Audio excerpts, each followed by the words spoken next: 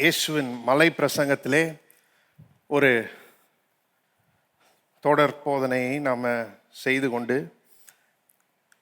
இருக்கிறோம். தற்போது நாம் இந்த பிரசங்கத்தினுடைய முதல் பகுதியை பார்த்துட்ருக்குறோம். இந்த முதல் பகுதியை பியாட்டிடியூட்ஸ் என்று அழைப்பார்கள். அங்கே இயேசு யாரை பற்றி பேசுகிறார் அப்படின்னு கேட்டால், பாக்கியவான்களை பற்றி பேசுகிறார் அல்லது ஆசீர்வதிக்கப்பட்டவர்களை பற்றி பேசுகிறார். யாரை பற்றி பேசுகிறாரு? பாக்கியவான்கள் அல்லது ஆசீர்வதிக்கப்பட்டவர்களை பற்றி பேசுகிறார். அவர்களுடைய குணாதிசயங்களை பற்றி பேசுகிறாரு. அது மட்டும் இல்லை, அவர்களுக்கான பலன்களை குறித்து அவர் பேசுகிறார். இதுதான் நாம் இந்த மலை பிரசங்கத்தின் முதல் பகுதியிலே பார்க்கிறோம். திருப்பிக் கொள்வோம். மத்தேயு 5ஆம் அதிகாரம்.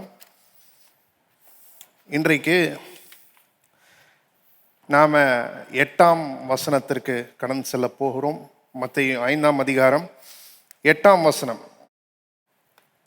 இருதயத்தில் சுத்தம் உள்ளவர்கள் பாக்கியவான்கள், அவர்கள் தேவனை தரிசிப்பார்கள். இருதயத்திலே சுத்தம் உள்ளவர்கள் பாக்கியவான்கள், அவர்கள் தேவனை தரிசிப்பார்கள்.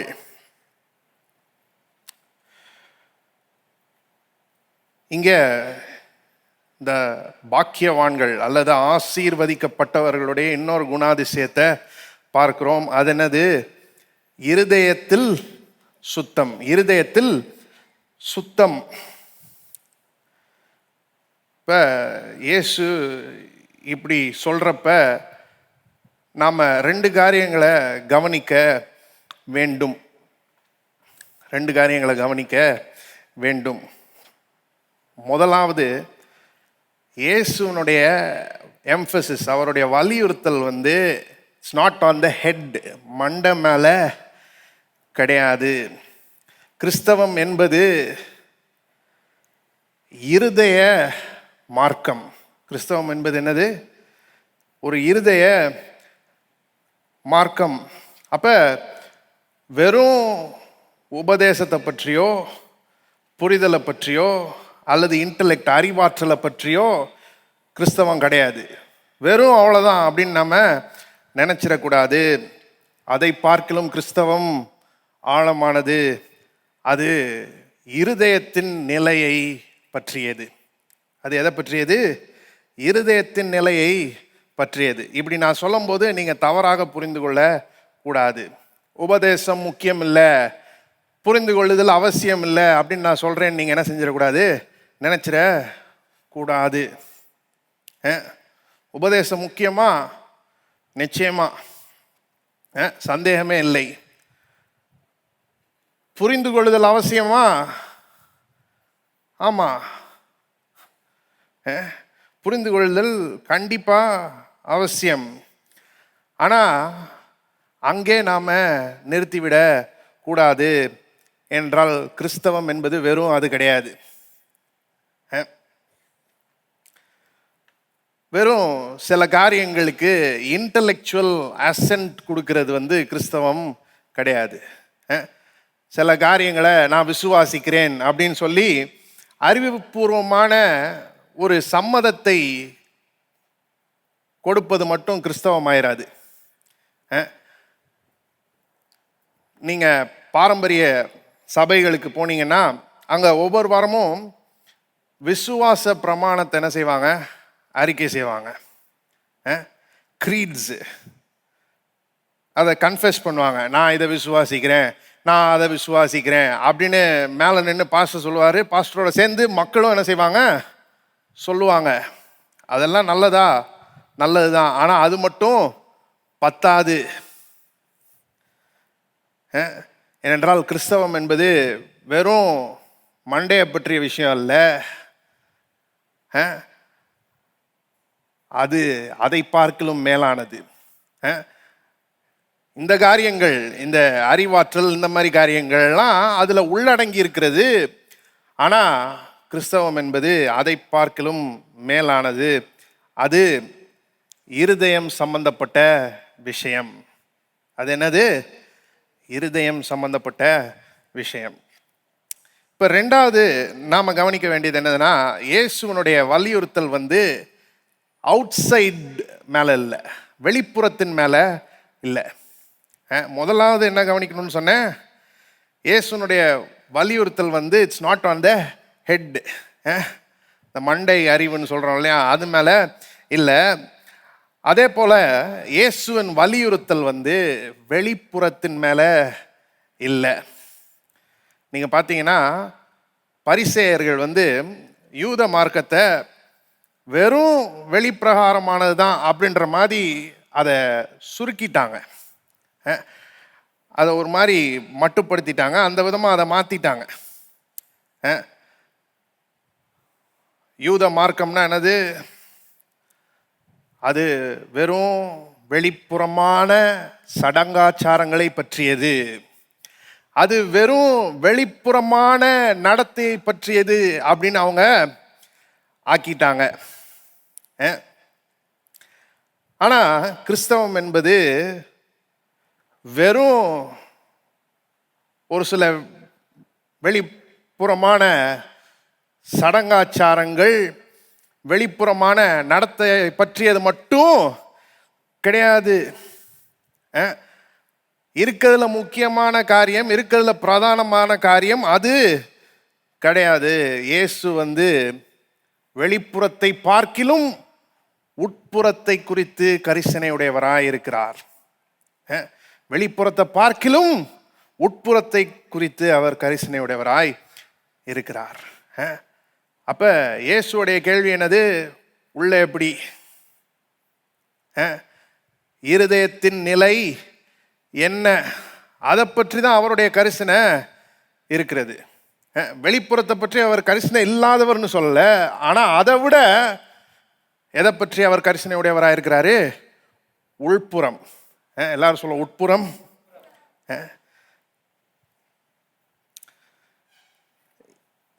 சுவிசேஷங்களில் இயேசுவின் போதனைகள்லாம் நம்ம வாசித்தோம் என்றால் ஒரு காரியத்தை நாம் பார்க்கலாம். அது என்னன்னா, அவர் பிரதானமாக எதை பற்றி பேசுகிறார்? இருதயத்தை பற்றி பேசுகிறார். அவர் பிரதானமாக எதை பற்றி பேசுகிறாரு? இருதயத்தை பற்றி பேசுகிறார். நீங்கள் ஒரு வேளை யோசிக்கலாம், ஏன் இந்த வலியுறுத்தல், ஏன் இந்த எம்ஃபசிஸ்ன்னு நீங்கள் யோசிக்கலாம். அது ஏன்னா பரிசேயர்கள் நிமித்தமாக தான் அந்த எம்ஃபசிஸ். இந்த பரிசேயர்கள் வெளிப்புறத்தின் மேலே ரொம்ப இன்ட்ரெஸ்டடாக இருந்தாங்க. வெளிப்புறத்தை குறித்து ரொம்ப கரிசனையாய் இருந்தார்கள். ஆனால் உட்புறத்தை அவங்க கண்டுக்காமலே விட்டுட்டாங்க. உட்புறத்தை அவர்கள் புறக்கணித்தார்கள். அந்த மாதிரி ஜனங்கள் இன்றைக்கும் இருக்கிறாங்க. அவங்க எதை வலியுறுத்துறாங்கன்னு கேட்டிங்கன்னா, வெளிப்புறமான காரியங்கள். ஒரு உதாரணத்துக்கு ஒயிட் அண்ட் ஒயிட் போடணும் அப்படின்வாங்க, அல்லது மீசை வச்சுக்க கூடாது, மீசை எடுத்துடணும், இந்த மாதிரி காரியங்கள் வெளிப்புறமான காரியங்கள். அது மேலே தான் அவங்க கவனமெல்லாம் இருக்கும். யாராவது ஒயிட் அண்ட் ஒயிட் போட்டு போகலன்னா அவங்க ஒரு மாதிரி ஏற்ற இறக்கமாக பார்ப்பாங்க. மீசை வச்சிருந்தா ஒரு மாதிரியா பார்ப்பாங்க. அவங்கள பொறுத்தவரையும் அதுதான் ரொம்ப முக்கியமான விஷயம். ஆனால் இருதயத்தின் நிலையை பற்றி அவங்க சட்டை பண்ணவே மாட்டாங்க, அதை கண்டுக்கவே மாட்டாங்க. அது எப்படி இருந்தா என்ன? இருதயத்தின் நிலை எப்படி இருந்தா என்ன, உள்ள எப்படி இருந்தா என்ன, அதெல்லாம் பிரச்சனை இல்லை. ஒயிட் அண்ட் ஒயிட் போட்டு வந்தியா, அதுதான் முக்கியம். அப்படி ஆளுங்க இன்றைக்கும் இருக்கிறாங்க. அவங்களுக்கு இந்த வெளிப்புறமான காரியங்கள் தான் முக்கியமாக இருக்குது. உட்புறத்தை பற்றி பெரிய கரிசனை கிடையாது. இருதயத்தின் நிலையை பற்றிய ஒரு கவலை அவங்களுக்கு கிடையாது. ஆனால் இயேசு எதை குறித்து கரிசனையாக இருக்கிறார், எதன் மேலே அவருடைய வலியுறுத்தல் இருக்குதுன்னு கேட்டிங்கன்னா, இருதயத்தின் மேலே இருக்கிறது. எல்லாம் சொல்லுவோம், இருதயத்தின் மேலே இருக்கிறது. இப்போ இருதயம் என்றால் என்ன? இருதயம் என்றால் என்ன? இருதயம் அப்படின்ற வார்த்தையை கேட்டோடனே பொதுவாக நம்முடைய மனசுக்கு எது வருது தெரியுமா? நம்முடைய சரீர உறுப்பு. நம்ம சரீரம் முழுவதுக்கும் ரத்தத்தை பம்ப் பண்ணுது இல்லையா? அந்த உறுப்பை தான் நாம் உடனடியாக நினைக்கிறோம். அந்த ஃபிசிக்கல் ஆர்கன் தான் நம்முடைய மனசுக்கு உடனடியாக வருது. ஆனால் நீங்கள் வேதத்தில் பார்த்தீங்கன்னா ரொம்ப சில இடங்களில் தான் இருதயம்ன்ற வார்த்தை இந்த ஃபிசிக்கல் ஆர்கன், இந்த சரீர உறுப்பை பற்றி பேசுவதற்கு பயன்படுத்தப்படுகிறது. அதுக்கு ஒரே ஒரு உதாரணம் கொடுக்குறேன் நான். 2 ராஜாக்கள்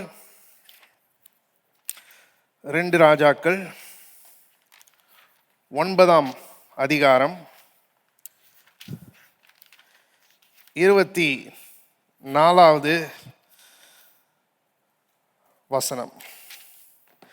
ஏகு தன் கையால் வில்லை நாணேற்றி அம்பு யோராமுடைய நெஞ்சில் உருவி புறப்படத்தக்கதாய் அவனை அவன் புயங்களின் நடுவே எய்தான். அதனால் அவன் தன் ரதத்திலே சுருண்டு விழுந்தான். இங்க பார்த்தீங்கன்னா ஏகுன்ற மனுஷன் ஒரு வில்ல வளைச்சு இந்த யோராம் என்கிறவனுடைய நெஞ்சில அதை எய்தானாம். இங்க நெஞ்சில் அப்படின்னு மொழிபெயர்க்கப்பட்டிருக்கிற அந்த வார்த்தை இருக்கு இல்லையா, அந்த எபிரேய வார்த்தை, அதே வார்த்தை வேற இடங்கள்ல பார்த்தீங்கன்னா அநேக இடங்கள்ல இருதயம் என்று மொழிபெயர்க்கப்பட்டிருக்கிறது.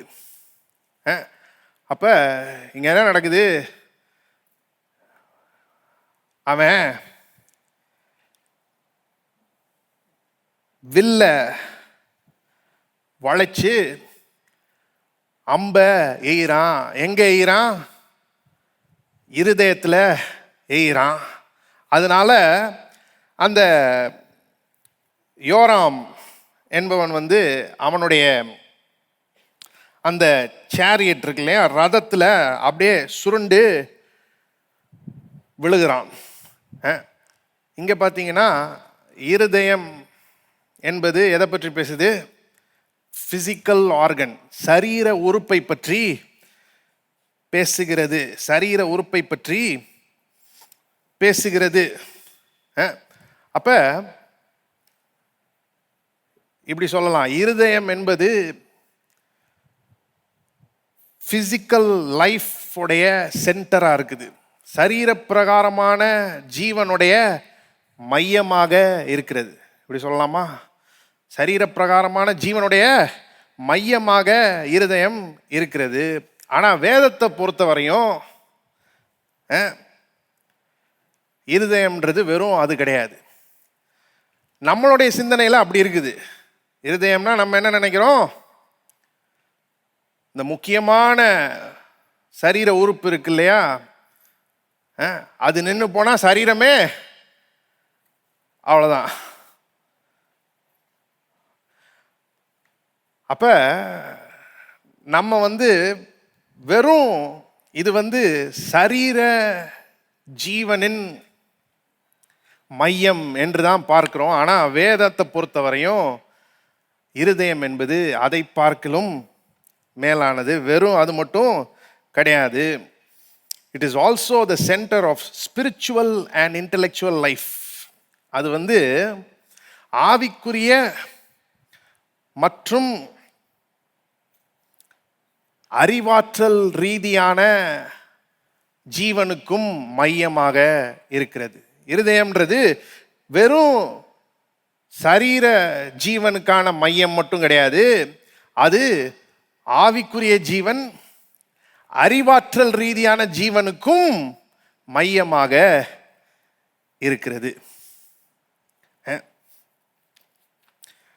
நீதிமொழிகள் 4ஆம் அதிகாரம், திருப்பிக் கொள்வோம். நீதிமொழிகள் 4:23. நீதிமொழிகள் 4ஆம் அதிகாரம் 23ஆம் வசனம்.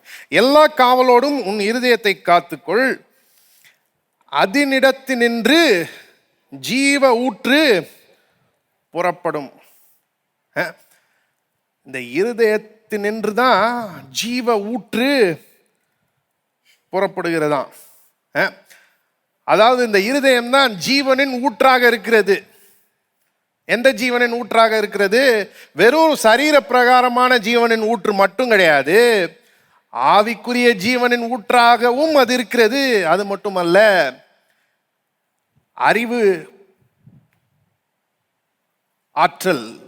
அறிவாற்றல் ரீதியான அந்த ஜீவனின் ஊற்றாகவும் அது இருக்கிறது. அப்ப it's the centre of physical, spiritual and intellectual life. அது நின்று ஜீவ ஊற்று புறப்படும். அது ஜீவனின் ஊற்றாக இருக்கிறது. எப்பேற்பட்ட ஜீவன்? வெறும் சரீர பிரகாரமான ஜீவன் மட்டும் கிடையாது, ஆவிக்குரிய மற்றும் அறிவாற்றல் ரீதியான ஜீவனும் அதில் அடங்கி இருக்கிறது. இன்றைக்கு நிறைய பேர் இந்த ஹார்ட்ன்ற வார்த்தையை உணர்ச்சிகளை பற்றி பேசுவதற்கு பயன்படுத்துகிறாங்க. இருதயம்ன்ற வார்த்தையை எதுக்கு பயன்படுத்துகிறாங்க? உணர்ச்சிகளை பற்றி பேசுவதற்கு பயன்படுத்துகிறாங்க. Don't listen to your head, listen to your heart அப்படின்னு சொல்லுவாங்க. இங்கே என்ன சொல்றதுன்றது முக்கியம் இல்லை, இங்கே என்ன சொல்லுது. அப்ப அவங்கள பொறுத்தவரையும் ரீசனிங்லாம் முக்கியம் கிடையாது, தர்க்க அறிவுலாம் முக்கியம் கிடையாது, வேற எதுவுமே முக்கியம் கிடையாது. எது ரொம்ப முக்கியம்? உணர்ச்சிகள் தான் ரொம்ப முக்கியம். இமோஷன்ஸ் தான் ரொம்ப முக்கியம். அப்ப அறிவுபூர்வமாலாம் யோசிக்காத, உன் இருதயம் என்ன சொல்லுதோ அதை செஞ்சிரு.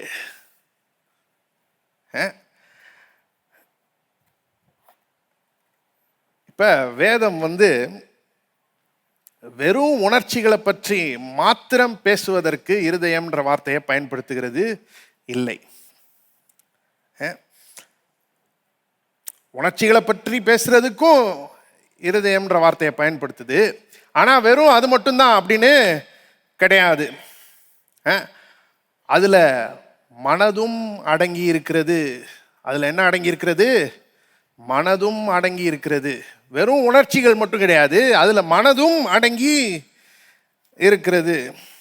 வாசிக்கலாம், லூக்கா 2ஆம் அதிகாரம். லூக்கா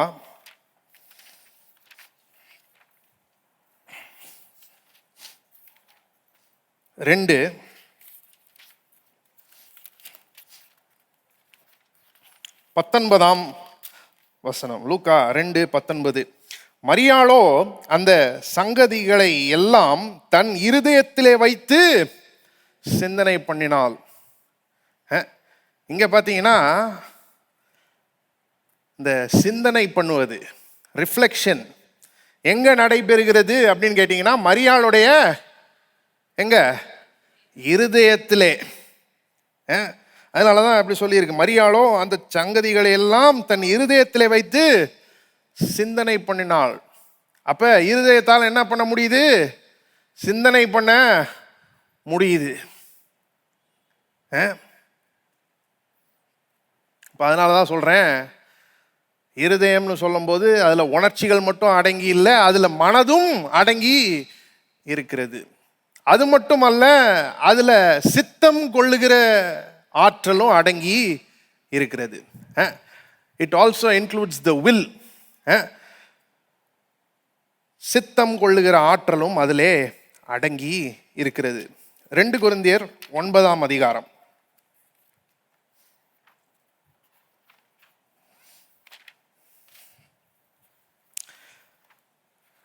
2 கொரிந்தியர்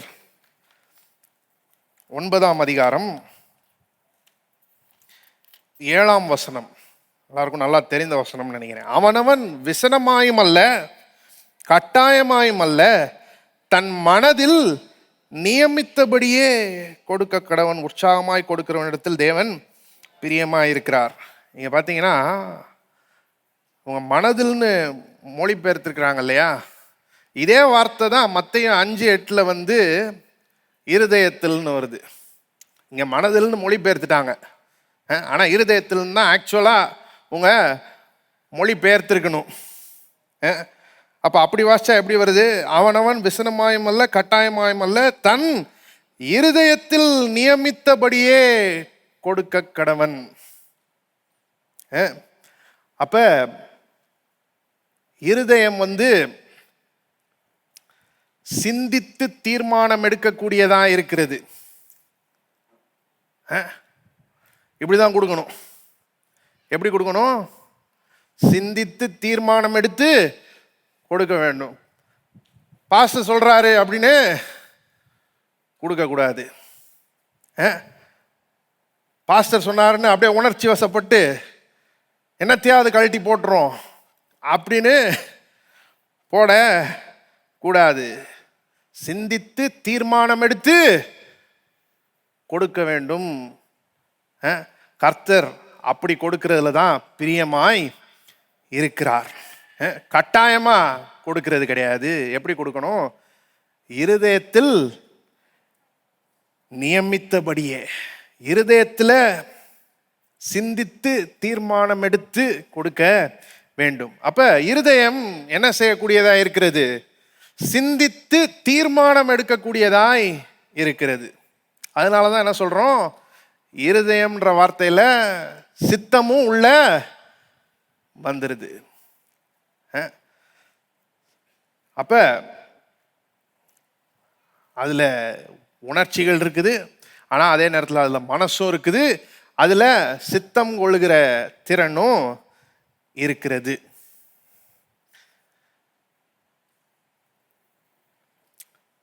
ரொம்ப எளிமையா சொல்லணும்னா இப்படி சொல்லலாம். The heart is the center of the entire personality. இருதயம் என்பது முழு ஆழ்த்துவத்தின் மையமாக இருக்கிறது.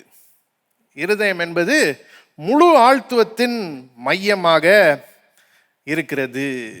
முழு ஆழ்த்துவத்தின் மையமாக இருக்கிறது. இப்ப இயேசு இருதயத்தில் சுத்தம் உள்ளவர்கள் பாக்கியவான்கள் அப்படின்னு சொல்லும் போது என்ன சொல்றாரு தெரியுமா? யார் பாக்கியவான்கள்? வெறும் மேலோட்டமான விதத்துல சுத்தமா இருக்கிறவங்க கிடையாது, இருதயத்தில் சுத்தமா இருக்கிறவங்க. அதாவது தங்களுடைய ஆழ்த்துவத்தின் மையத்துல எங்கிருந்து எல்லா விதமான ஜீவனும் புறப்படுதோ அந்த இடத்துல சுத்தமா இருக்கிறவர்கள் பாக்கியவான்கள் என்று சொல்லுகிறார். அப்ப இருதயத்துல சுத்தம், நம்முடைய ஆழ்த்துவத்தின் மையத்துல சுத்தம், அதை தான் தேவன் விரும்புகிறார். இதை குறித்து அநேக வசனங்கள் பேசுகிறது. முதலாவது சங்கீதம் 24ஆம் அதிகாரத்துக்கு திருப்பிக் கொள்வோம். சங்கீதம் 24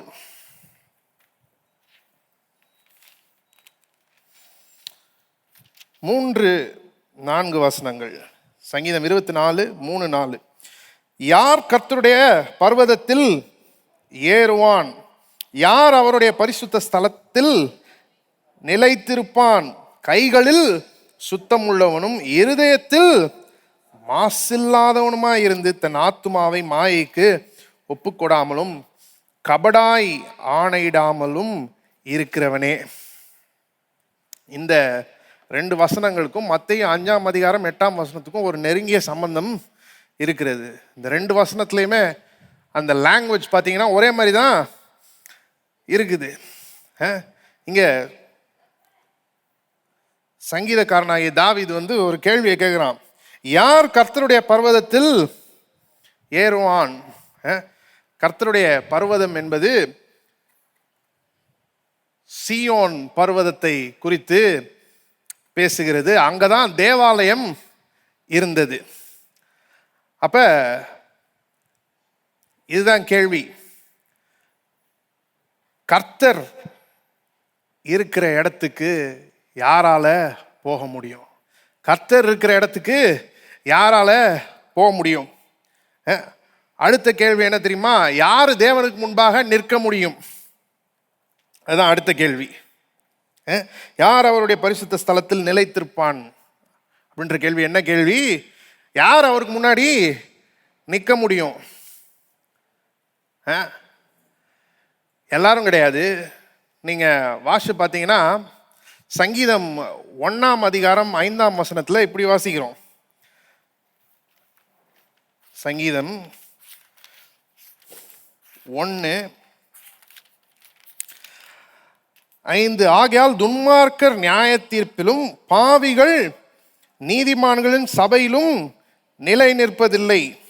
அப்ப நியாய தீர்ப்புல அவங்களால நிற்க முடியாது அப்படின்னு போட்டிருக்கு. இங்க தேவனுக்கு முன்பாக யார் நிற்க முடியும் அப்படின்ற கேள்வியை தான் சங்கீதக்காரன் எழுப்புகிறான். 24ஆம் சங்கீதத்துல யார் நிற்க முடியுமா? கைகளில் சுத்தம் உள்ளவனும் இருதயத்தில் மாசில்லாதவனும். கைகளில் சுத்தம் உள்ளவனும் இருதயத்தில் மாசில்லாதவனும் அவன் தான் தேவனுக்கு முன்பாக நிற்க முடியும். சங்கீதம் 51ஆம் அதிகாரம் 6ஆம் வசனம். சங்கீதம் 51:6, இதோ உள்ளத்தில் உண்மையாயிருக்க விரும்புகிறீர், அந்த காரணத்தில் ஞானத்தை எனக்கு தெரியப்படுத்துவீர். இதோ உள்ளத்தில் உண்மையாயிருக்க விரும்புகிறீர். வெறும் மேலோட்டமான விதத்தில் உண்மையாய் இருக்க அவர் விரும்பல. எங்க உண்மையாயிருக்க அவர் விரும்புகிறாரு? உள்ளத்தில். எல்லாரும் சொல்லுவோம் உள்ளத்தில்.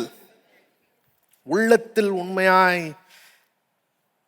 இருக்க அவர் விரும்புகிறார். சங்கீதம் 73ஆம் அதிகாரம் 1ஆம் வசனம். சங்கீதம் 73:1, சுத்த இருதயம் உள்ளவர்களாகிய இஸ்ரவேலருக்கு கர்த்தர் நல்லவராகவே இருக்கிறார். கர்த்தர் யாருக்கு நல்லவராக இருக்கிறார்? சுத்த இருதயம் உள்ளவர்களாகிய இஸ்ரவேலருக்கு. அப்ப கர்த்தர் இதைதான் விரும்புகிறார். எதை? இருதயத்துல சுத்தம். நான் சொல்லுவோம் இருதயத்துல சுத்தம். ஆனா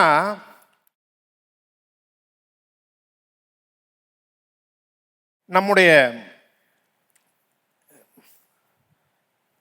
இருதயத்தின் இயற்கையான நிலை என்னன்னு உங்களுக்கு தெரியுமா? நம்முடைய இருதயத்தின் இயற்கையான நிலை என்ன? எரேமியா தீர்க்கதரிசி இப்படியாக எழுதுகிறான்.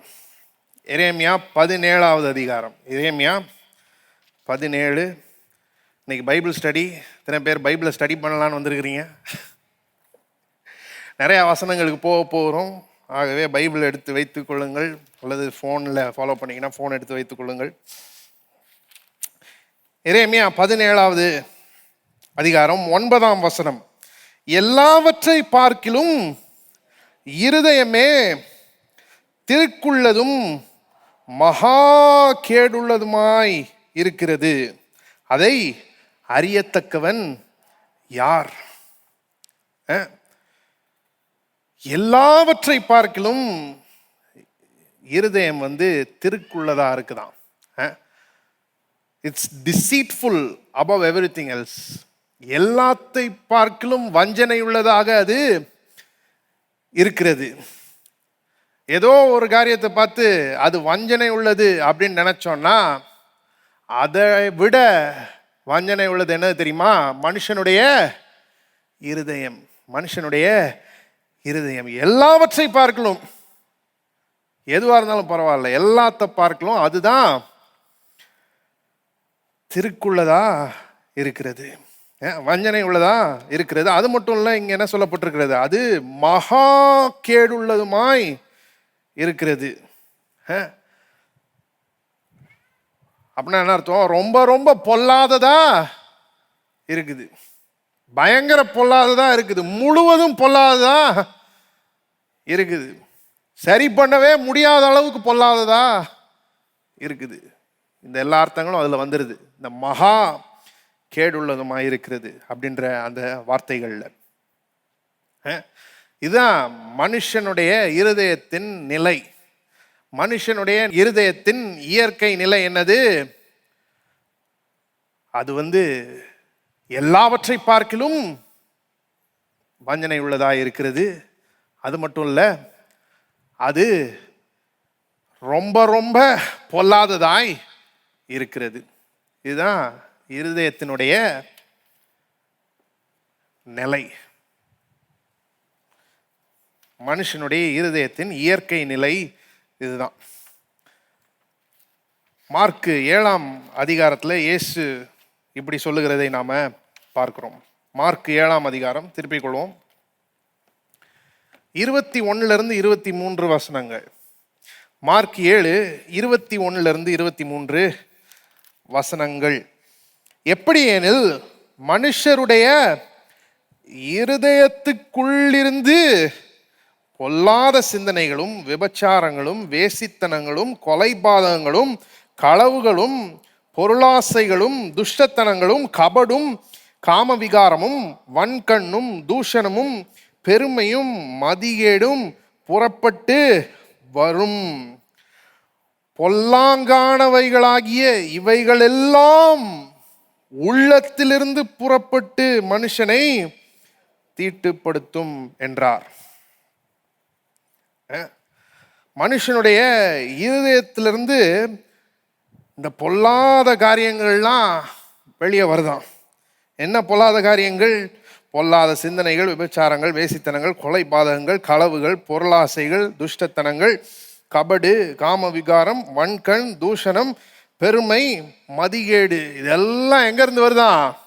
மனுஷனுடைய இருதயத்திலிருந்து புறப்பட்டு வருகிறதாம். பொல்லாங்கானவைகளாகிய இவைகள் எல்லாம், இவைகள்ல கொஞ்சம்னு சொல்லல, இவைகள் எல்லாம் எங்கிருந்து புறப்பட்டு வருது? உள்ளத்திலிருந்து புறப்பட்டு வருது. உள்ளத்திலிருந்து புறப்பட்டு மனுஷனை தீட்டுப்படுத்துகிறது. நிறைய நேரங்களில் நாம் என்ன நினைக்கிறோம் தெரியுமா?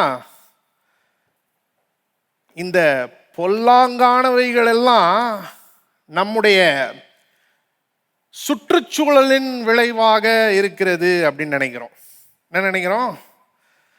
இந்த பொல்லாங்கானவைகள்லாம் நம்முடைய வாழ்க்கையில் காணப்படும் போது என்ன நினைக்கிறோம்? பிரச்சனை நம்ம சுற்றுச்சூழலில் தான் அப்படின்னு நினைக்கிறோம். பெற்றோர் பிள்ளைங்களை பற்றி இப்படி சொல்லி கேட்டிருக்கீங்களான்னு தெரியல, நான் கேட்டிருக்கிறேன். எப்படி சொல்லுவாங்கன்னா, என் பையன் ரொம்ப ரொம்ப நல்லவங்க, ஆனால் அவனுடைய நண்பர்கள் தான் ரொம்ப மோசமானவனுங்க, அவனுங்க தான் ரொம்ப பொல்லாதவனுங்க, அவனுங்க தான் இவன் என்ன செஞ்சிட்டு இருக்கிறாங்க? கெடுத்துட்டு இருக்கிறாங்க. அப்போ இவன் ஏதாவது பொல்லாத காரியம் செஞ்சா பிரச்சனை என்னது? சேர்க்க சரியில்லை, நண்பர்கள் சரியில்லை. அப்போ அவங்கள கேட்டிங்கன்னா என்ன சொல்லுவாங்க? இவன் மாறணுமா? இவனுடைய சுற்றுச்சூழலை என்ன செய்யணும்? மாற்றணும். இவனுடைய சேர்க்கையை மாற்றணும். அதை மாற்றிட்டா இவன் மாறிடுவான் அப்படின்னு அவங்க நினைக்கிறாங்க. இப்படி சொல்லும்போது என்னை தப்பாக புரிஞ்சு கொள்ள வேண்டாம். ஒரு நல்ல என்வாயர்மெண்ட், ஒரு நல்ல சுற்றுச்சூழல் இருக்கிறது நல்லதா அப்படின்னு கேட்டால் நிச்சயமாக நல்லது. ஆகவே அப்பேற்பட்ட ஒரு சுற்றுச்சூழல் இல்லைன்னா உங்களுடைய பிள்ளைகளுக்கு அப்பேற்பட்ட சுற்றுச்சூழலை ஏற்படுத்தி கொடுங்கள், அது நல்லது. அதே போல் நல்ல சேர்க்கை முக்கியமா அப்படின்னு கேட்டிங்கன்னா நிச்சயமாக முக்கியமானது தான். ஆனால் இதெல்லாம் மாற்றின பிறகும் பிரச்சனை இருக்கக்கூடிய வாய்ப்பு இருக்கிறது. இந்த பொல்லாங்கானவைகள்லாம் வாழ்க்கையில் இருக்கக்கூடிய சாத்தியக்கூறு இருக்கவே இருக்கிறது. எப்ப? இருதயம் மாற்றப்படாதப்ப. இருதயத்துல மாற்றம் ஏற்படலைன்னா இது எல்லாவற்றையும் மாற்றினாலும் பரவாயில்ல, அந்த பொல்லாங்கானவைகள்லாம் அப்படியே தான் இருக்கும். சிலர் என்ன நினைக்கிறாங்கன்னா, இந்த பொல்லாங்கானவைகளை அகற்றுறதுக்கு எஜுகேஷன் தான் கீயா இருக்குது, கல்வி தான் அதற்கான திறவுகோலா இருக்குது அப்படின்னு நினைக்கிறாங்க. ஆனா கல்வி மட்டும் பத்தாது. எத்தனையோ பேர் ரொம்ப படித்தவங்களா இருக்கிறாங்க, ஆனா அதே நேரத்தில் ரொம்ப ரொம்ப கேடு கட்டவங்களாவும் இருக்கிறாங்க. நிதர்சனத்தை பேசிட்டு இருக்கிறேன். கல்வி மட்டும் பத்தாது. கல்வி நல்லதா? கல்வி நல்லது, கல்வி முக்கியம், அதெல்லாம் நான் நம்புறேன். ஆனா கல்வி மட்டும் பத்துமா அப்படின்னு கேட்டா கிடையாதுன்னா சொல்லி ஆகணும். மற்ற எல்லாத்தையும் மாத்திட்டு இருதயத்தை மட்டும் மாத்தாம விட்டுட்டா இந்த பொல்லாங்கான காரியங்கள் இருதயத்திலிருந்து புறப்பட்டு வந்து கொண்டேதான் இருக்கும். எல்லாத்தையும் மாத்திரலாம், வெளியே உள்ள எல்லாத்தையும் மாத்திரலாம், சுற்றுச்சூழலை மாற்றிடலாம், நல்ல சேர்க்கையை அமைச்சிக்கலாம், நல்ல கல்வி கொடுக்கலாம், இது எல்லாத்தையும் கொடுத்த பிறகும் இருதயம் மாற்றப்படவில்லை என்றால் இந்த பொல்லாங்கானவைகள் உள்ள இருந்து புறப்பட்டு வந்துட்டே தான் இருக்கும். அப்ப எங்க மாற்றம் தேவை? இருதயத்திலே மாற்றம் தேவை. எல்லாரும் சொல்லுவோம், இருதயத்திலே மாற்றம் தேவை. ஒரு முறை இயேசு வேதபாரகர் பரிசேயர் இடத்துல இப்படியாக சொன்னார். திருப்பிக் கொள்வோம். மத்தேயு 23வது அதிகாரம், மத்தேயு 23, 25, 26 வசனங்கள். மத்தேயு 23, 25, 26.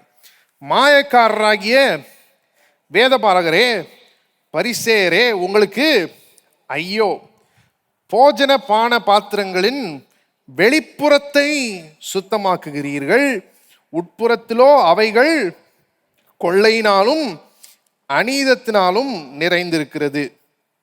குருடனான பரிசேயனே, போஜன பான பாத்திரங்களின் வெளிப்புறம் சுத்தமாகும்படி அவைகளின் உட்புறத்தை முதலாவது சுத்தமாக்கு. இங்க பாத்தீங்கன்னா இயேசு இந்த போஜன பான பாத்திரங்களை அவங்கள பற்றி பேசுறதுக்கு, யாரை பற்றி? இந்த வேதபாரகர் பரிசேயரை பற்றி பேசுறதற்கு இந்த ஒரு படத்தை எடுத்துக்கொள்றாரு. என்ன படம்? போஜன பான பாத்திரங்கள். இந்த போஜன பான பாத்திரங்கள்லாம் ரிலிஜியஸ் பர்பஸஸ்க்கு, மத ரீதியான நோக்கங்களுக்கு சுத்தமாக்கப்பட்டதாம்.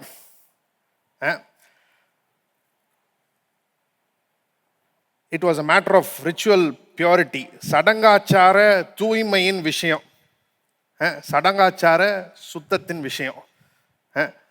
நீங்கள் பழைய ஏற்பாட்டில் சுத்தம் அசுத்தம் அப்படின்னு பார்க்கலாம் இல்லையா? அந்த மாதிரி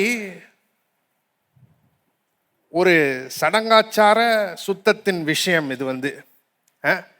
போஜன பான பாத்திரங்களை சுத்தம் பண்ணுறது. பரிசேயர்கள் இதை குறித்து ரொம்ப கரிசனையாக இருந்தாங்களாம். அப்போ இந்த பாத்திரங்கள் சடங்காச்சார ரீதியாக சுத்தமாக இருக்கணும்னா அதோடைய உட்புறத்தை மட்டும் சுத்தம் பண்ணால் பார்த்தாதான் அதனுடைய வெளிப்புறத்தையும் என்ன செய்யணுமா? சுத்தம் பண்ணணுமா? நம்ம பொதுவாக ஒரு குழம்பு சட்டின்னு வச்சுக்கோங்க, எதை மெயினாக க்ளீன் பண்ணுவோம்? உள்ளே க்ளீன் பண்ணுவோம், வெளியே ரொம்ப கண்டுக்க மாட்டோம், லைட்டாக. ஆனால் இவங்கள பொறுத்த வரையும் அந்த பாத்திரம் சுத்தமாக இருக்கணும்னா உள்ளேயும் அதை சுத்தமாக்கணும், வெளியையும் அதை சுத்தமாக்கணும். அப்போ இந்த பாத்திரங்களின் வெளிப்புறத்தை சுத்தம் பண்ணுறதுல அதிக நேரத்தை அவங்க செலவழித்தாங்களாம். இயேசு இதை வந்து எடுத்துக்கிறாரு, ஒரு வாய்ப்பாக, ஒரு ஆப்பர்ச்சுனிட்டியாக எடுத்துக்கிறாரு அவங்களுடைய நிலையை பற்றி அவர்களிடத்திலே பேசுவதற்கு. அவங்களுடைய நிலை என்னது? வெளியே சுத்தமாக இருக்கணும் அப்படின்றத பற்றி ரொம்ப கரிசனையாய் அவர்கள் இருந்தார்கள். ஆனால் உட்புறம் சுத்தம் பண்ணப்பட வேண்டும் என்பதை குறித்த அறிவே அவங்களுக்கு இல்லை, அதை பற்றிய உணர்வே அவங்களுக்கு இல்லை. அப்போ வெளியிருந்து பார்த்தா கரை திரை ஒன்றும் இல்லாமல் ரொம்ப பூரணமாக அவங்க இருந்தாங்க. ஆனால் உள்ள எல்லாவித பொல்லாப்பினாலும் நிறைந்து இருந்தார்கள். அதனால தான் இயேசு வந்து அவர்களை மாயக்காரர் என்று அழைக்கிறார். மாயக்காரன்னா யாருன்னு கேட்டால், ஒருவனுடைய உட்புறமும் வெளிப்புறமும் சிங்கில் இல்லைன்னா அவன் தான் மாயக்காரன். ஒருவனுடைய உட்புறமும் வெளிப்புறமும் ஒத்திசைவா இல்லைன்னா அவன் தான் யாரு? மாயக்காரன். வெளியே ஒரு மாதிரி இருக்குது, உள்ள ஒரு மாதிரி இருக்குது. வெளியே ரொம்ப சுத்தமாக இருக்கிறான், ஆனால் உள்ள எல்லா விதமான அசுத்தத்தினாலும் நிறைந்திருக்கிறது. அப்போ இயேசு என்ன சொல்றாரு? உன்னுடைய உட்புறம் சுத்தமாக வேண்டும், முதலாவது அதை என்ன செய்ய? சுத்தமாக்கு. அப்ப என்ன நடக்கும்? வெளிப்புறம் தானாவே சுத்தமாயிரும். வெளிப்புறத்தை சுத்தமாக்குறதுல உன் நேரத்தையும் உன் எனர்ஜியையும் செலவு பண்ணாத. உட்புறத்தை சுத்தமாக்கு, வெளிப்புறம் தானாவே சுத்தமாயிரும். அதான் இங்க சொல்றாரு இயேசு, இல்லையா? 26ஆம் வசனம், குருடனான பரிசேயனே, போஜன பான பாத்திரங்களின் வெளிப்புறம் சுத்தமாகும்படி அவைகளின் உட்புறத்தை முதலாவது சுத்தமாக்கு. உள்ள சுத்தமாக்கு, வெளியே சுத்தமாயிரும். அதான் சொல்றாரு இயேசு. அப்ப உள்ள மாற்றம் ஏற்படும் போது, இருதயத்தில் மாற்றம் ஏற்படும் போது, வெளியே உள்ள காரியங்கள், இந்த வெளிப்புறமான நடத்தையெல்லாம் தானா சரியாயிரும். உள்ள மாற்றம் ஏற்படும் போது, இருதயத்தில் மாற்றம் ஏற்படும் போது, வெளியே உள்ள காரியங்கள், இந்த வெளிப்புறமான நடத்தை, காண்டக்ட்லாம் இருக்கு இல்லையா, அதெல்லாம் தானாவே சரியாயிரும். அப்ப என்ன தேவை? இருதயத்திலே மாற்றம் தேவை. எல்லாரும் சொல்லுவோம், இருதயத்திலே மாற்றம் தேவை. இப்ப இருதயம் அப்படின்ற வார்த்தையை நாம கவனிச்சிருக்கிறோம். அடுத்த முக்கியமான வார்த்தைக்கு கடந்து செல்வோம். மத்தேயு 5:8 மறுபடியும் வாசிக்கிறேன். இருதயத்தில் சுத்தம் உள்ளவர்கள் பாக்கியவான்கள். யார் பாக்கியவான்கள்? இருதயத்தில் சுத்தம் உள்ளவர்கள். இதுதான் அடுத்த முக்கியமான வார்த்தை, சுத்தம் உள்ளவர்கள். இந்த சுத்தம் உள்ள அப்படின்றதனுடைய அர்த்தம் என்ன? இது வந்து கத்தாரோஸ் என்கிற கிரேக்க வார்த்தையிலிருந்து மொழிபெயர்க்கப்பட்டிருக்கிறது. உங்க எல்லாருக்குமே தெரியும் நினைக்கிறேன். வேதம் வந்து தமிழ் மொழியில் எழுதப்படவில்லை. புதிய ஏற்பாடு கிரேக்க மொழியிலே எழுதப்பட்டது. நம்மகிட்ட இருக்கிறது என்னது? ஒரு தமிழ் மொழிபெயர்ப்பு. இங்க வந்து சுத்தம் உள்ளவர்கள்னு வருது இல்லையா, அந்த வார்த்தை வந்து கிரேக்க மூல பாஷையில கத்தாரோஸ் என்கிற வார்த்தை. அந்த வார்த்தையை பற்றி வில்லியம் பார்க்லே என்கிற ஒரு பிரபலமான இறையியல் நிபுணர் வந்து இப்படியாக சொல்லுகிறார். Often it is used of clear water. It is regularly used of grain that has been winnowed, of metals that are without alloy, and of feelings that are unmixed. தமிழ்ல சொல்றேன். நிறைய நேரங்களில் அது வந்து கிளியர் வாட்டர், தெளிந்த நீர்னு சொல்லுவோம் இல்லையா, அந்த மாதிரி கிளியர் வாட்டரை பற்றி பேசுறதுக்கு அந்த வார்த்தையை பயன்படுத்தினாங்களாம். அப்புறம் வழக்கமாகவே தூற்றப்பட்ட தானியத்தை பற்றி பேசுறதுக்கு பயன்படுத்தினாங்களாம். தூற்றப்பட்ட தானியம்னா உங்களுக்கு என்னென்னு தெரியும்னு நம்புகிறேன், ஆனால் இந்த காலத்தில் தெரியாமல் இருக்கவும் வாய்ப்பு இருக்கு. அந்த தானியத்தில் உள்ள பதரை ரிமூவ் பண்ணுற அந்த ப்ராசஸுக்கு பேர் தான் என்னது? தூற்றுவது. அப்போ தூற்றப்பட்ட தானியம்னா அந்த பதர் இல்லாத சுத்தமான தானியம். அதை பற்றி பேசுறதற்கு இந்த வார்த்தையை வழக்கமாக பயன்படுத்துவாங்களாம். அது மட்டும் இல்லை, of metals that are without alloy, கலவை இல்லாத உலோகங்கள். நிறைய நேரத்தில் உலோகங்கள் பார்த்தீங்கன்னா கலவையாக இருக்கும், ஆனால் கலவை இல்லாத உலோகங்களை பற்றி பேசுறதுக்கு அந்த கிரேக்க வார்த்தையை பயன்படுத்துவாங்களாம். அது மட்டும் இல்லை, ஃபீலிங்ஸ் தட் ஆர் அன்மிக்ஸ்டு,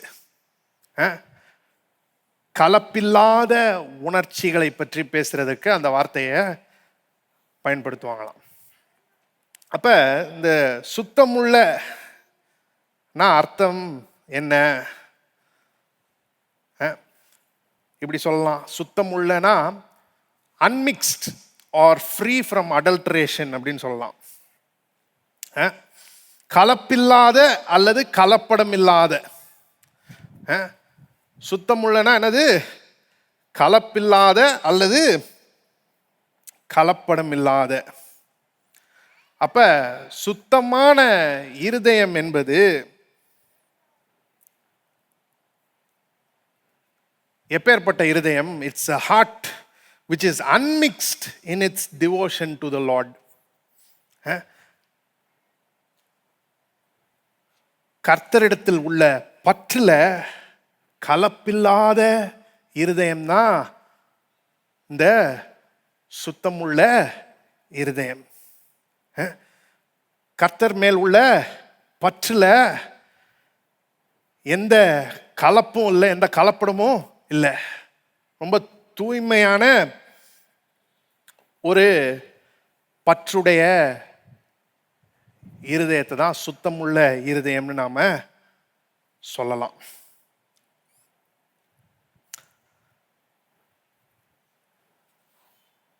அல்லது வேதத்தின் பாஷையில சொல்லணும்னா எப்படி சொல்லலாம்? இருதயத்தில் சுத்தம் என்பது முதலாம் பிரதான கற்பனையை கை கொள்ளுவது. இருதயத்தில் சுத்தம்னா என்னது? முதலாம் பிரதான கற்பனையை கை கொள்ளுவது. திருப்பிக் கொள்வோம், மத்தேயு 22வது அதிகாரம், மத்தேயு 22 37 38 வசனங்கள். மத்தேயு 22 37 38 வசனங்கள்.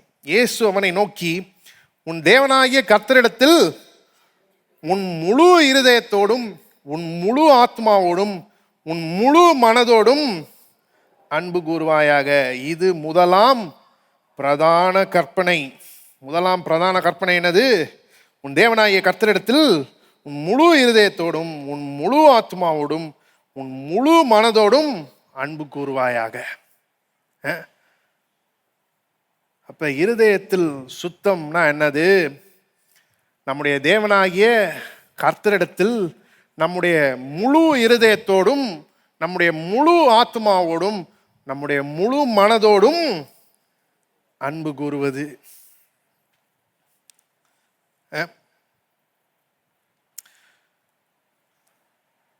இதுதான் இருதயத்தில் சுத்தம். ஆனா நிறைய நேரத்தில் நம்முடைய பிரச்சனை என்ன தெரியுமா? நம்முடைய முழு இருதயமும் தேவன் மேல பற்றுதலா இருக்கிறது இல்லை. அதுதான் நம்முடைய பிரச்சனை. அநேக நேரங்கள்ல நம்முடைய லாயல்ட்டி, நம்முடைய பற்று விசுவாசம் பிரிவுற்று இருக்கிறது. நம்மள ஒரு பகுதி தேவனை அறிந்து கொள்ள வேண்டும், அவரை ஆராதிக்க வேண்டும், அவரை பிரியப்படுத்த வேண்டும் என்று விரும்புகிறது. நம்மள இன்னொரு பகுதி வேற என்னத்தையோ விரும்புகிறது. தமிழ்ல எப்படி சொல்லுவாங்க இல்லையா? ஆத்துல ஒரு காலு சேத்துல ஒரு கால், அந்த மாதிரி நம்மில் ஒரு பகுதி தேவன் மேல பற்றுதலா இருக்குது. அதே நேரத்தில் நம்மள இன்னொரு பகுதி வேற காரியங்கள் மேல பற்றுதலாய் இருக்கிறது. என்ன மாதிரி காரியங்கள்? பணம். அதுதான் ரொம்ப சிறந்த உதாரணம். இதை பற்றி இயேசு அடுத்த அதிகாரத்தில் பேசுறாரு. 2 எஜமான்களுக்கு ஊழியம் செய்ய ஒருவனாலும் கூடாது அப்படின்னு சொல்றாரு இல்லையா? இந்த மாதிரி கிறிஸ்தவர்கள் இருக்கிறார்கள், இருக்க முடியும். கொஞ்சம் பற்று யார் மேல? கர்த்தர் மேல. மீதி பற்று எது மேல? பணத்தின் மேல. இருக்கக்கூடிய சாத்தியம் இருக்குதா? இருக்குது. அதனாலதான் இயேசு அங்க போதித்து கொண்டு இருக்கிறார். இது என்ன மாதிரி இருக்குன்னா, இப்ப யாரோ ஒருத்தர் உங்கள்கிட்ட பேசிட்டு இருக்கிறாங்கன்னு வச்சுக்கோங்க. உங்கள்கிட்ட பேசிட்டு இருக்கிறாங்க, ஆனா உங்களை பார்த்துட்டே அதே நேரத்தில் என்ன பண்றாங்க? சுத்தி முத்தி நிக்கிறவங்க வேறவங்களை பார்க்குறாங்க, இருக்கிற வேற பொருட்களை பார்க்குறாங்க. அப்படின்னா நீங்க என்ன உணர்வீங்க? இந்த ஆளுடைய ஆர்வம்லாம் என் மேல இல்லை அப்படின்னு உணர்வீங்களா இல்லையா? நிச்சயமா. நம்முடைய முழு பற்றும் தேவன் பேர் இல்லாதப்ப தேவனும் அந்த மாதிரி தான் உணர்கிறார். நம்முடைய முழு பற்றும் தேவன் பேர் இல்லாதப்ப தேவனும் அப்படிதான் உணர்கிறார். இருக்கிறீங்களா? யாக்கோபு 4ஆம் அதிகாரம். யாக்கோபு 4:8. தேவனிடத்தில் சேருங்கள், அப்பொழுது அவர் உங்களிடத்தில் சேருவார். பாவிகளே, உங்கள் கைகளை சுத்திகரியுங்கள். இருமனம் உள்ளவர்களே, உங்கள் இருதயங்களை பரிசுத்தமாக்குங்கள். இருமனம் உள்ளவர்களே, உங்கள் இருதயங்களை என்ன ஆக்குங்கள்? பரிசுத்தம் ஆக்குங்கள். இங்க இருமனம் உள்ளவர்கள் அப்படின்னு யாரை பற்றி இவர் பேசுறாரு தெரியுமா? ஒரே நேரத்தில் நான் உலகத்தோடையும் நண்பனா இருக்கணும், அதே நேரத்தில் தேவனோடையும் நண்பனா இருக்கணும் அப்படின்னு சொல்றவங்கள தான் இங்க இருமனம் உள்ளவர்கள்னு சொல்றாரு. இன்னும் 4 வசனங்களுக்கு முன்னாடி பார்த்தீங்கன்னா உங்களுக்கு தெரியும். 4வது வசனம், யாக்கோபு 4:4. விபச்சாரிகளே, உலக சிநேகம் தேவனுக்கு விரோதமான பகை என்று அறியீர்களா? ஆகையால் உலகத்துக்கு சிநேகிதனாய் இருக்க விரும்புகிறவன் தேவனுக்கு பகைஞனாய் இருக்கிறான். அப்ப யாக்கோபு என்ன சொல்றாரு? சாத்தியமே இல்லைன்றாரு. இயேசு சொன்ன மாதிரி தான், 2 எஜமான்கள் ஊழியம் செய்ய ஒருவனாலும் கூடாது. ஒருவனை சிநேகித்து இன்னொருவனை பகைப்பான் அப்படின்னு சொல்றாரு இல்லையா? அதே மாதிரி தான் இங்கேயும் யாக்கோபு சொல்றாரு, சாத்தியமே கிடையாது. உலகத்தோட நண்பனா இருக்க விரும்பினேனா நீ தேவனுக்கு விரோதியா இருக்கிற, தேவனுக்கு பகைஞனாய் இருக்கிற அப்படின்னு அவர் சொல்லுகிறார். அப்ப இப்பேற்பட்டவர்கள், இந்த இரு மனம் உள்ளவர்கள்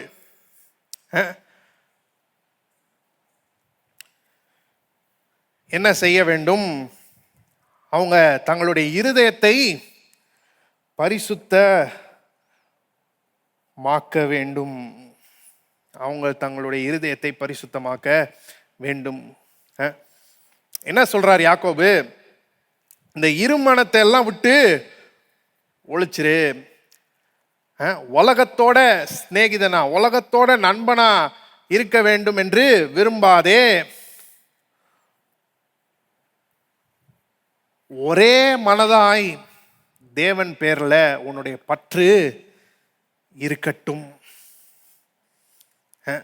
உன்னுடைய முழு இருதயமும் அவர் மேல பற்றுதலாய் இருக்கட்டும். அதுதான் இங்க யாக்கோபு சொல்றார். இருமனம் உள்ளவர்களே உங்கள் இருதயங்களை பரிசுத்தமாக்குங்கள்னு சொல்றதன் மூலமா என்ன சொல்றாரு? இந்த இருமனம் வேண்டாம் உங்களுக்கு. உலகத்தோட ஃப்ரெண்டா இருக்கணும்னு விரும்பாதீங்க, முயற்சி பண்ணாதீங்க. ஒரே மனதாக தேவன் மீது பற்றுதலாய் இருங்கள் அப்படின்னு சொல்லுகிறார். சங்கீதக்காரனாகிய தாவீது இப்படி ஜெபிக்கிறத நாம பார்க்கிறோம். சங்கீதம் 86 அதிகாரம். சங்கீதம் 86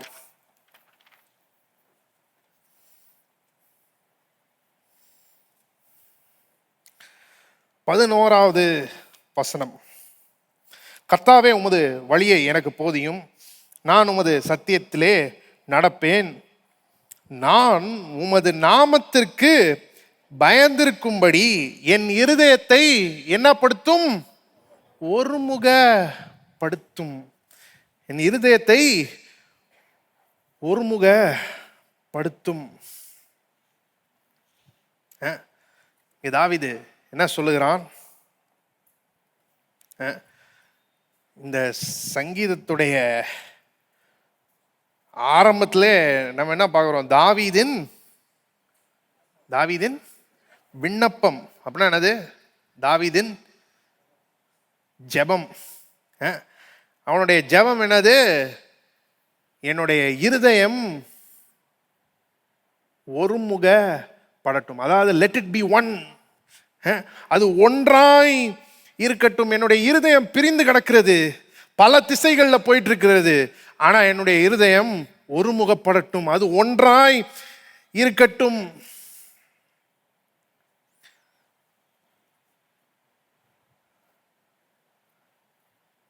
உமக்கு நான் பயப்படும்படியாக என்னுடைய இருதயத்தை அந்த மாதிரி ஒருமுகப்படுத்தும். அப்ப என்னுடைய இருதயம் முழுவதும் உமக்கு பயப்பட வேண்டும்.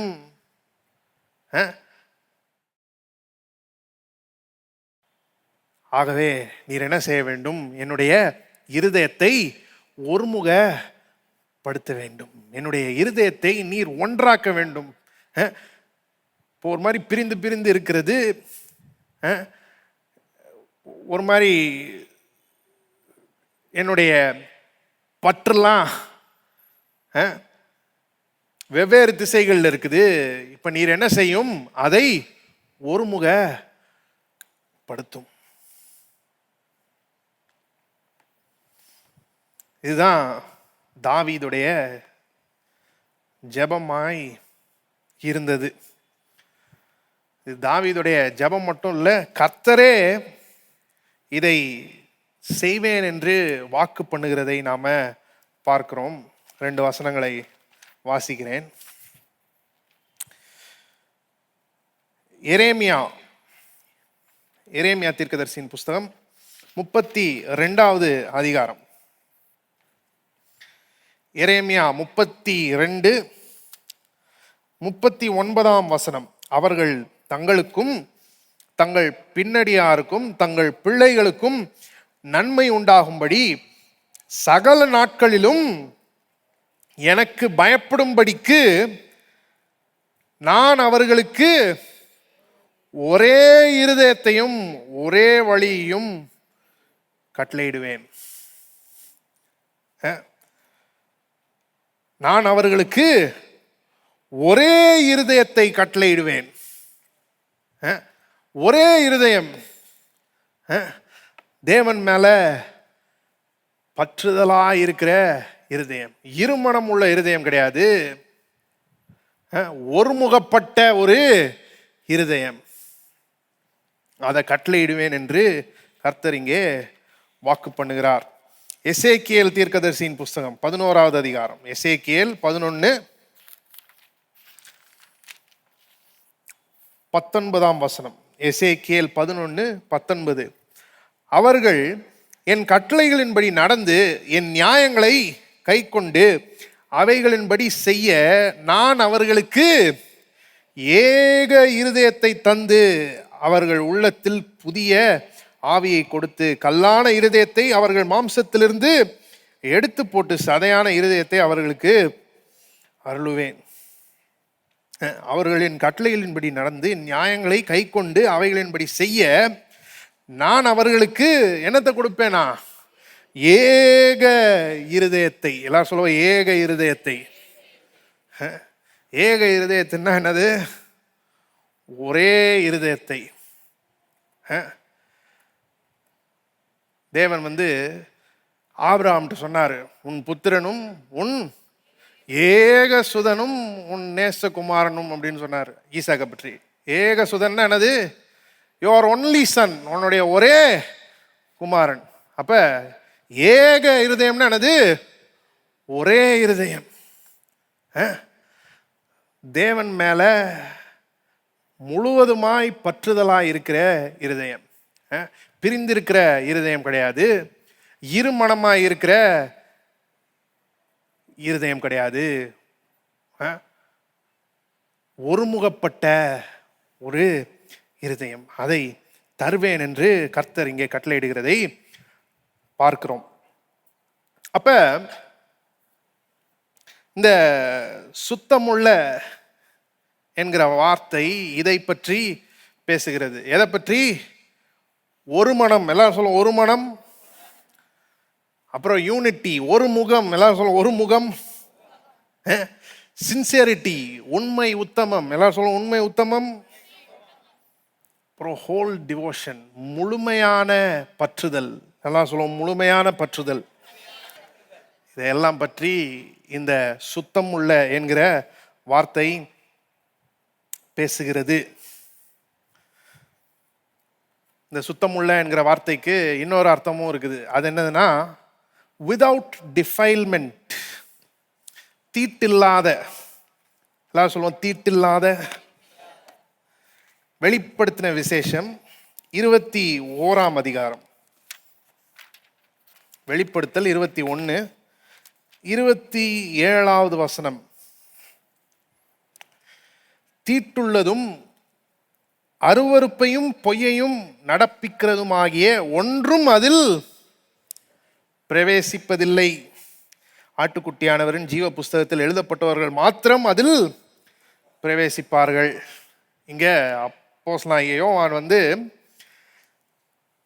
புதிய எருசலேமை பற்றி பேசுறாரு. யாரு அங்க உள்ள நுழைவாங்க, யாரு நுழைய மாட்டாங்கன்னு பேசுறாரு. என்ன சொல்றாரு? தீட்டுள்ளது ஒன்றும் அதில் பிரவேசிப்பதில்லை. டிஃபைல்டு எதுவுமே அங்க பிரவேசிக்க முடியாது அப்படின்னு சொல்றத நாம பார்க்கிறோம். அப்ப சுத்தமுள்ள இருதயம்னா என்னன்னு தெரியுமா? It's a heart without defilement. தீட்டில்லாத இருதயம். எல்லாரும் சொல்லுவோம் தீட்டில்லாத இருதயம்.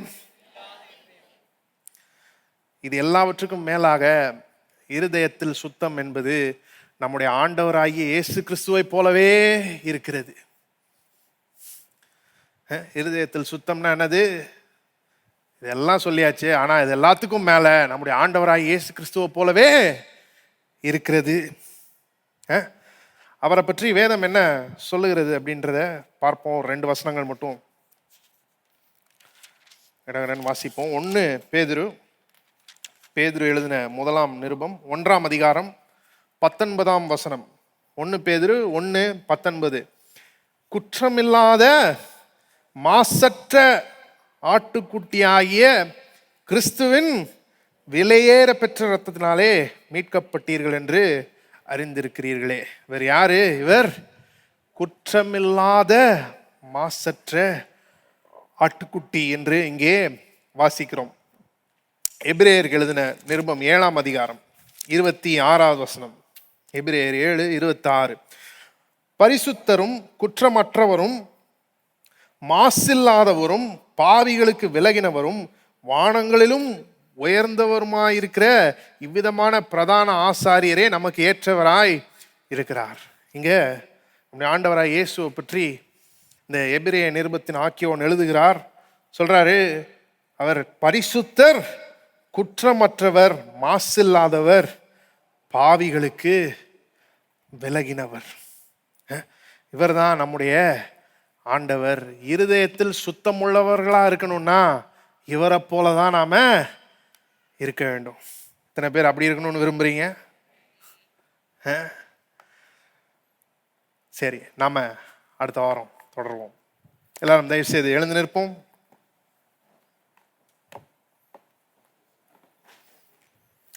பரலோக பிதாவே, ஆண்டவராய் இயேசு நாமத்தில் உம்மிடத்தில் வருகிறோம். ஆண்டவரே, இருதயத்தில் சுத்தமுள்ளவர்கள் பாக்கியவான்கள் என்று நீர் சொல்லி இருக்கிறீரே. ஆண்டவரே,